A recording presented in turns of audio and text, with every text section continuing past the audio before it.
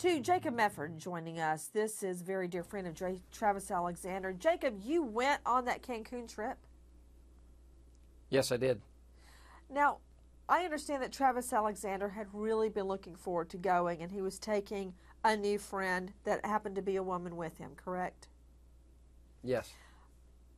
Tell me his thoughts on the Cancun trip. I believe this was a woman that he was interested in, but that it had not turned romantic yet.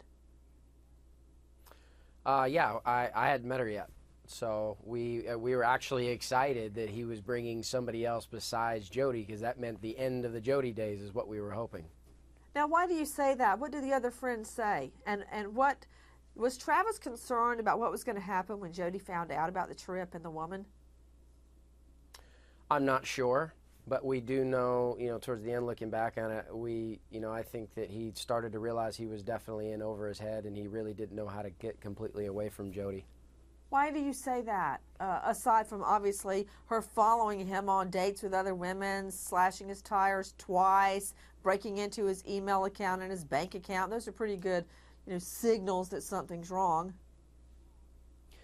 Well, she had this ability to disconnect, so I'm sure that, because he's sound logic and being in touch with reality and her not, when he got around her, I mean, we'd have instances where we'd be like, Jody, you're not welcome here, and she would stare at you with a blank face like it didn't even happen. You actually told her the words, you're not welcome here?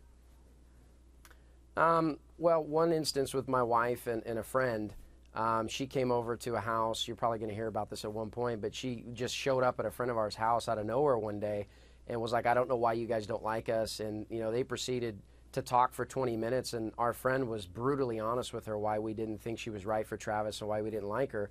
And then instead of and she basically told her, you're not welcome in my home. I don't want to see you again. And instead of walking out the door like a normal person that would understand, okay, I'm not welcome here anymore, she walked in with a blank stare and sat at the kitchen table for about another 15 minutes silently while my wife was actually making some lunch for my friend's kids. And our friend was so distraught she went into the other room and was very angry, and she came back about 10 minutes later. And anyway, she finally left, but it was just awkward.